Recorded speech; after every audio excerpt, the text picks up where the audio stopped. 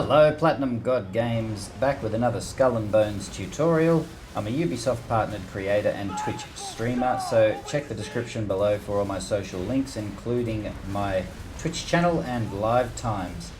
Please also don't forget to hit that subscribe button and check the bell alert here on YouTube so you get notified when new tutorials and videos go live. And the purpose of this video is to share with you my Sambuk build. From the moment of purchase all the way up to level 6 upgrade, I will show you everything on board, all weapons, armor and furniture, as well as where to find the items that you need for purchase and upgrade, right through either farming or purchasing. This build is capable of taking on groups of ships at a time, and it just melts them. Now, it also has a primary focus. So some furniture can be changed, but the primary focus of this is to take on the Azure convoys solo. So it has a large crew attack focus. So let's get into it. Alright, so firstly, if you do not have the blueprint to craft this ship, you will need to go and visit Unita or Huma at the black market. Scroll down a little bit on the left hand side, the first ship blueprint you come across will be it. Alright, there we go, the Sambuk blueprint. Now, the initial materials required aren't too bad. It can get a little bit pricey with various refined materials as the upgrades go, but for the most part, it's pretty good. This ship specializes in dealing fire damage and is a DPS ship, damage per second. It has 5 weapon slots to start with and 5 furniture slots to start with, but that changes as soon as we hit level 5 upgrade. So let's get to the shipwright and craft our Sambuk. Now this ship has a starting perk of Scorched, which applies 5,000 damage to all ships surrounding in a 150 meter radius when you set a target ablaze, or the ablazed status. Now its starting stats aren't too bad at 35,000 health and 7,000 brace with a top speed of 14 knots and 70,000 cargo. With 5 weapon slots, bow, stern, auxiliary and either broadside, and 5 furniture slots, it is fairly standard in that regard for a medium ship. However, this is one particularly special ship. Once you get this maxed upgrade, this will absolutely melt anyone. Now, if you're new to the game, this information will be very helpful to you. If you have been playing for a little while and you just want to know the build, feel free to skip ahead in the chapters. Now, we're going back to the black market here because the items that you need, the raw materials, can be purchased. And right now, we are here to purchase Roselle, Magnetite, and Greenheart. As far as the cost for pieces of 8 goes, these aren't too expensive. You do get 50 of each item with one purchase of 100 pieces of 8. So I buy these in large quantities because I'm fairly well set up in the game now.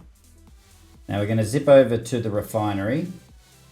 You will need to refine these items from their raw form into planks, ingots and cloth. Now, since season 2 and 3, they have given us the ability to refine almost anything or craft almost anything that you need to refine, so specialized materials. Originally all we had was the wood, the metal and the cloth, as well as the hides of animals. Now we can actually craft refined specialized materials and even exotic materials, right through to rogue materials.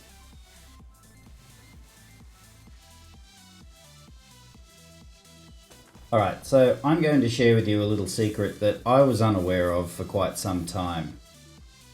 Greenheart-Magnetite and Roselle are in very finite quantities, and they are only farmed in very small locations. So the Greenheart is primarily around Fort Dully in the Red Isle. Now there's only 3 different locations where you can actually farm this tree. Whereas Magnetite There's a bit on the side of Fort de Lis here. There's about 5 or 6 deposits, and there's a few islands further around that actually have some as well. There's some Roselle around Oubliette, this island here. Magnetite is primarily farmed around Grand Fillet and Dutchman's Camp. You have a look here, it only shows a few on the map, but there are many different deposits where that's located. So there's 5 or 6 around the side, the south side of Grand Fillet. There's 3 on the inside there. There's a whole bunch of deposits around this island here, around Dutchman's Camp. However, you've got to be careful, because as you progress further around to the north side of the island, that's where you'll find Mr. Philippe Lepeste.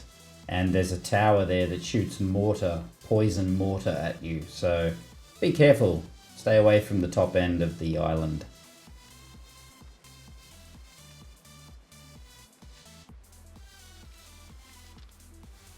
And lastly, Roselle. There are quite a few Roselle bushels around Kokok Terrapung, which is right in the middle of the open seas in the central basin.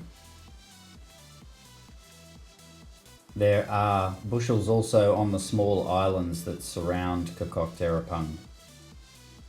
Now, each of these islands themselves have 5 or 6 bushels all the way around, so you can harvest several hundred here at a time. Okay, now we are back at the black market with Unita, and we're going to talk about rogue materials. Now, these are one of the most expensive items that we have on the black market. You can purchase these if you have the pieces of 8 to do so. You will need them for all levels of upgrading and for the initial purchase. You will need some eel's twine. Now, alternatively, if you don't have the pieces of 8 to spare and you don't happen to have any rogue materials sitting around in your warehouse, you'll have to come up here to the helm and get yourself a couple of rogue hunts from the supply network. Now, unfortunately, we need eel's twine, so you need a specific faction of rogue, which there they are at the top right in the open seas in the eastern basin. As you move further down and around, they become gannets, then they become orcas, and over near Al Michel is where you'll find the worms. Now, you'll need the orcas later as well, because we need an orcas mechanism. And an alternative method to get you pieces of 8 and rogue materials is to hit the convoys and bosses. Now, this is a compagnie chest from a convoy. It's a small amount of pieces of 8. But as you can see, we got the orcas mechanism, and we've got some helm materials to sell for silver. Now, next up, we're going to the codex, and we're going to talk about specialized materials and exotic materials. Now, there are a few specialized materials you will need to craft your Sambuk. However, if you go to the codex here, you will see the base materials, civilian specialized materials, that you will need, and later you'll need to refine these into the refined civilian specialized materials, or you can purchase them. There's also military specialized materials that you will need, and later on you'll need to refine them into their secondary product as well. Now, you can actually track the refined specialized materials, but it will only track the raw specialized materials. It will show you territories, trade routes, and settlements where you can plunder them, and then you'll have to refine them.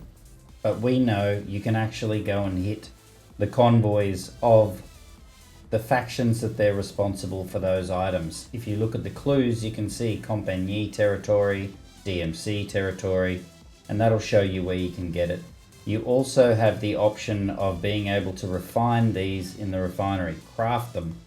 So taking Rami iron, wood and steel and making them yourself. Now, to show you an example of this, it's showing a few different items here. And this is Kenkur, which is a Rempar settlement. And that is where you can get the shellac and the trade routes. Also other settlements in the indies in that territory and other trade routes where you can find the shellac.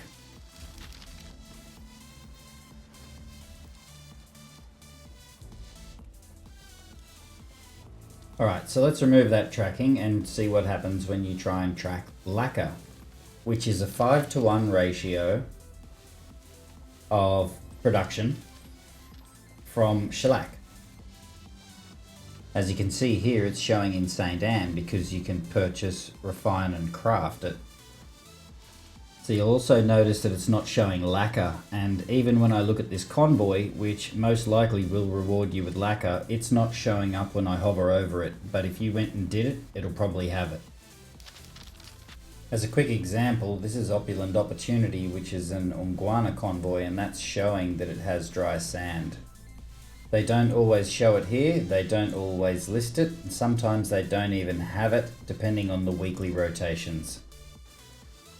Okay, so to jump ahead a little bit into the upgrade process, later on you will be needing wood pitch and you will need dry sand. So if you follow these steps, you can actually get them really quickly by doing the Frostbitten Spirits convoy and handing in the gifts in return. So if you're able to hit any of the convoys, the Azure convoys, you'll see here we're getting wood pitch, we're getting a lot of specialized refined materials. As you can see, we've got plate glass there, we've got dry sand, wood pitch and lacquer. Alright, now on to the exotic materials. Now you will be needing some sinew string, and as mentioned, when you do the Azure convoys you get a gift, and when you give those gifts out to the correct people you get these chests in return. And when you open these chests, you get a lot of these items. Now, sinew string can also be farmed by doing the bounty Fangs of the Farah, and by plundering the Farah capital in the Red Isle, Ankahanana.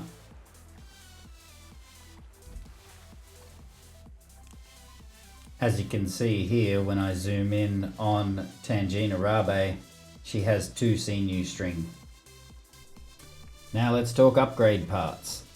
So you're going to need 30 to upgrade this ship to its maximum level 6. And there's several ways to actually get upgrade parts outside of special events. Firstly, you go and see Skurlock. He sells them for 2,000 gold skull rum. That's quite pricey, so you better get saving. If you go and see Rama, she sells them also for 2,000 Black Lotus opium, which is also quite pricey. However, there's other methods as well. So you can also get them from the current event. All of the chests are dropping these. They're dropping upgrade parts from the gift in return chest. They are also dropping some sinew string, as you can see there. They're dropping all of the items you need for upgrading ships at this current moment in time. Also, you will get upgrade parts from periodically doing fort plunders. They're a very small chance drop. You have the smuggler pass here, which you will get a total of 50 upgrade parts if you haven't completed the smuggler pass yet. So in the shipmaster branch we're looking at here, you get 30 upgrade parts in total, which is exactly what you need to upgrade a ship. And as you can see at the top left, all rewards redeemed. There's 2 gifts periodically given to you throughout the smuggler pass of 10 upgrade parts. Also, the Azure chests are dropping upgrade parts as well, the cache and the Strongbox. Alright, on to the torsion spring, which is a compagnie exotic material.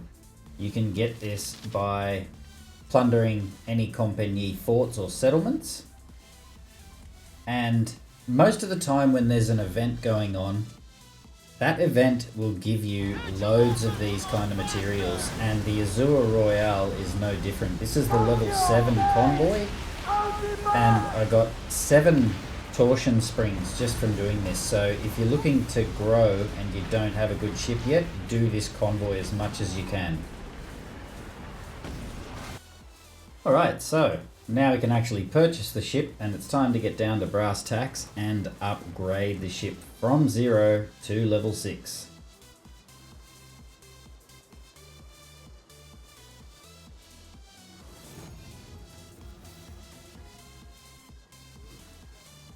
You are now the proud owner of a fire-breathing melting machine. Let's get started upgrading.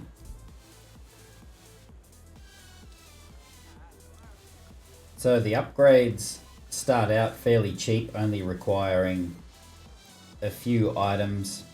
They can be kind of heavy on the refined items such as Greenheart, Plank or Magnetite, but for the most part it's not a bad ship to upgrade time and time again if you want to create different builds for different purposes. I have one built for convoys, I have one built for doing manufactory defenses, that sort of thing. Because this ship is so versatile and the reload speed is insane. If you put certain different types of furniture on it, the reload speed is almost non-existent wait time. It just keeps firing between, say, the front and the side, or the side and the rear. You can just keep firing on enemies. It's relentless. Now, for the first few upgrades, you will notice little things like an increase in brace strength, things like this, but you won't notice the full benefits until you get to level 5. That's when you can actually get your ship to a rank 13, and when you get to level 6 is when you have the full perks and benefits of this ship, including the 25% reload speed for fire weapons. And we've also had an added perk of Deep Blue, which gives you better turning in open seas.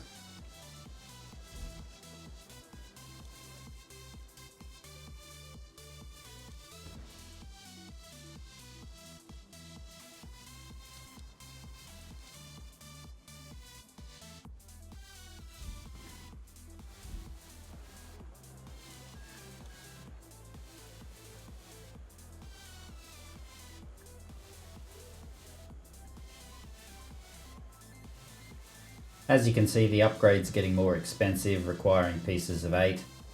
Now, we've only at level 3 upgrade and we've already had 4 things increase. So we've had hull health, brace strength, the speed at trim, and cargo space. Now, as we get into the level 5 upgrade, we will see an increase in furniture slots. And that's where you'll be able to push the rank of the ship up to level 13. And when you unlock level 6 upgrade, that is when you'll get bonus perks.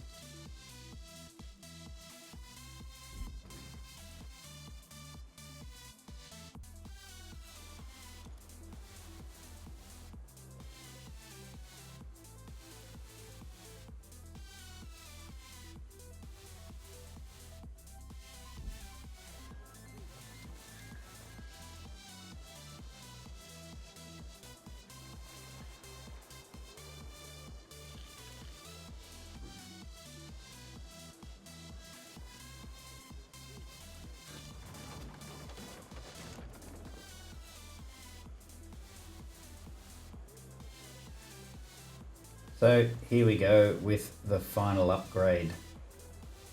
All up, it's cost you 30 upgrade parts and numerous other items, but trust me, it is totally worth it.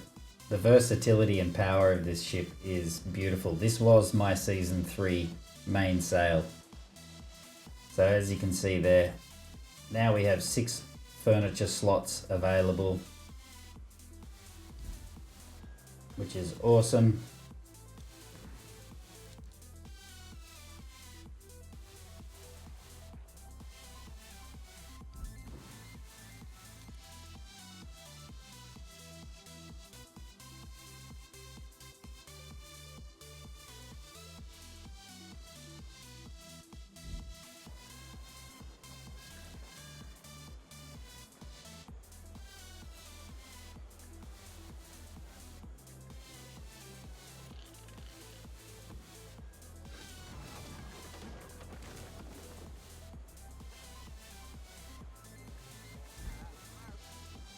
Alright, so there we go. No more upgrades needed. Let's go and have a look at the perks and benefits. As I mentioned, you get an extra furniture slot and Where's the perk? Show me the perk. There we go, the Firebug. Decreases fire weapons reload time by 25%, which is huge. And again, with the right furniture on this bad boy, you can just constantly keep firing, setting other ships and forts ablaze and just melting everything around you. So let's get into the loadout. Okay, so I'm going to talk you straight through my loadout for starters. I have the Nashkar long guns on the front. I have fire bombard 3s on both broadsides. And I have the Hellport Culverin on the rear. Now, if you don't have the Nashkar or the Hellports, that's fine. You can also put the fire long guns on the front or rear. You can also put fire bombards on the rear and a long gun on the front. I have the Crouching Tiger as my auxiliary weapon. Now, the Azure event that has been brought back is giving you the Nashkar. So starting with that gun, you can open the chests from the Azure boss, the Azure Royale, and you will find it occasionally in the Azure Strongbox. Otherwise, you can also purchase it using the event currency. The Nashkar is a very valuable fire long gun to have at the front because of its healing benefits as well. Now, as you'll see, it's available in the Azurite Lodestone for 600 Azurite gems. Now, I'd save you money on that, purely because the Strongbox drops them in quite a good drop rate, and you're better off using the Azurite gems for other purchases, such as the furniture, or upgrade parts and materials. Now, with the Fire Long Gun 3s and the Fire Bombard 3s, you can actually purchase the blueprints for both of these through the black market, as you can see here. So 1400 each, and you can craft as many as you want. Now, unfortunately, as I mentioned, the Hellport was a limited time item through a Halloween event. So if you can't get it from somebody by asking in the chat, then I recommend using fire bombards at the rear.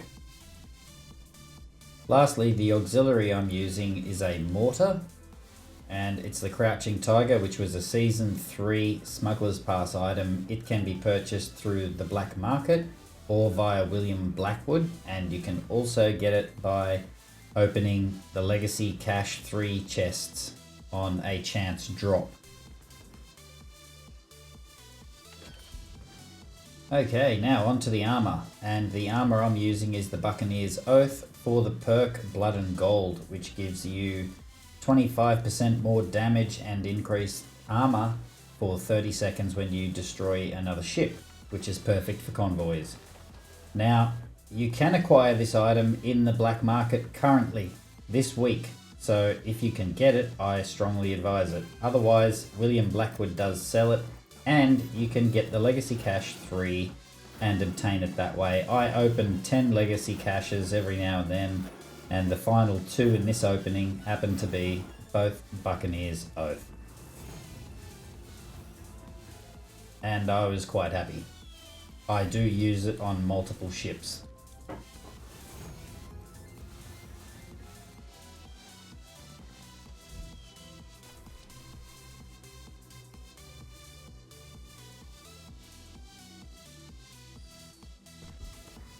Okay, now on to the furniture.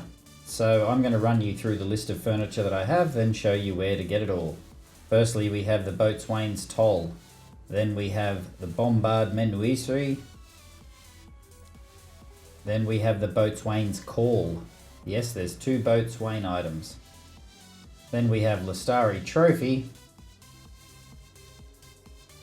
and Volatile Fuel, as well as the Gunpowder Bench. Now, starting with Boatswain's Toll. This was originally a drop from doing Farah convoys. And if you still go and hit up a Farah convoy and open the chest, there's a good chance that one of them will drop for you. Otherwise, you can save up 1,000 White Skull rum and you can purchase the blueprint from John Scurlock. The same thing here with the Bombard Menuiserie. This is a Compagnie item, and drops from Compagnie Convoy chests, as you're about to see.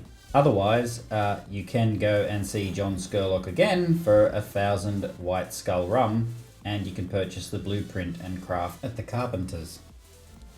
Now the Boatswain's Call, another cheap one to craft, and you will find the blueprint down the very bottom left corner of the map in Africa at a place called Great Akuta. The guy standing right at the beach will have it. Now I've said it before and I'll say it again, purchase every single blueprint you come across. It's taken me so many hours to locate these blueprints in order to show you guys where to find everything. Once you buy them, it doesn't show you anymore, there's no clue. Now, Lestari Trophy. This one you can also craft yourself. However, it does drop from doing the Risen Megalistari and Megalistari bosses. When you open the chest, there's a good chance one of them will drop for you. Or you can go to Lenitra if you've done those events often enough and you have enough monstrous tooth. You can actually purchase the blueprint here from the Sea People Huntmaster. There's tons of blueprints here that I recommend you purchase as well. Obviously, I just said buy every blueprint, but some of them are quite expensive over time. You're going to need a lot of teeth. Alright, so the last two pieces of furniture, we have volatile fuel. Now the volatile fuel is currently available during the event, the Azure event, for 100 Azurite gems. Or you can get the blueprint at the Carpenter in Talok Penjara. Then of course we have the gunpowder bench. Now this is also for sale in the Azurite Lodestone for only 100 gems. So if you don't have these pieces of furniture, buy them and then get the blueprint later and craft them. Or you can do that the other way around. You can find the blueprint for this particular piece of furniture at Navigator's Cross, which is in Africa, see here on the map, and the Ungwana merchant sells this along with a few other blueprints also. Now there's many different types of furniture, and if you don't have or can't get exactly what I'm talking about, then have a look around. The Bombard Works, you can get the blueprint for that at Fort Louis. The port, starboard and front powder kegs in the black market. They will also power up your ship. There's a strange elixir that can drop from the chest by doing the bounty boss Vanderkill. He's quite a difficult boss, but I do have other builds for that, including the Garuda lightning build. You'll find that on here on YouTube as well. Now there's the Devil's Concoction. You can get the blueprint for that at Oubliette. There's also the shell packing station. John Scurlock sells the blueprint for that. Then there's the Devil's Concoction. You can get the blueprint at Oubliette as mentioned, however you do need Vengeful Essence, and you can only get that from doing the Road Mangadin or the Ghost Ship Convoys. Now lastly, I'd like to make an apology for my previous video regarding the Quick Igniting Powder. I'd forgotten that this was also a Halloween event drop, so it is not possible to get the blueprint for it. However, it does go for sale from time to time, I believe, in various events, possibly through Blackwood as well. So my apologies with that. I try to bring the most accurate information and the most detailed information to you. Occasionally I make mistakes, and that was one of them, so my apologies. And lastly, we're going to open 40 of the Azure Strongbox chests, which is actually obtained from doing the Azure Royale boss of this particular event. So this way you can get an idea of the drop rates of the furniture, the Nash cars, the items and the gems. And as you can see, one's already dropped so far. Awesome. Now it's in ×2 speed as well. Also should let you know that the next video coming from me is going to be all 3 of the Azure convoys solo using this actual ship. So I show you an awesome way to actually do it really quickly on your own. And hopefully you guys have fun with this particular event. Now remember, once this event's over, pretty soon we'll be into Year 2, Season 1. All of these items will become available in various ways through various events. There's always the blueprints that you can acquire, and you can always play around with different builds yourself. Hopefully I'll be publishing some more videos also on how to control forts. Fort Premi is about to drop. What an awesome time. I hope you guys enjoyed the video very much so. So I hope you found the video helpful. If you have any questions, please pop them in the comments below. Is there anything in the game you'd like to see a tutorial on? Again, let me know in the comments. I also stream live on Twitch. Check the description below for live times. Also, don't forget to hit that subscribe button and check the bell alerts so you know when new videos go live. I'm Platinum God Games. Until next time, game like a god.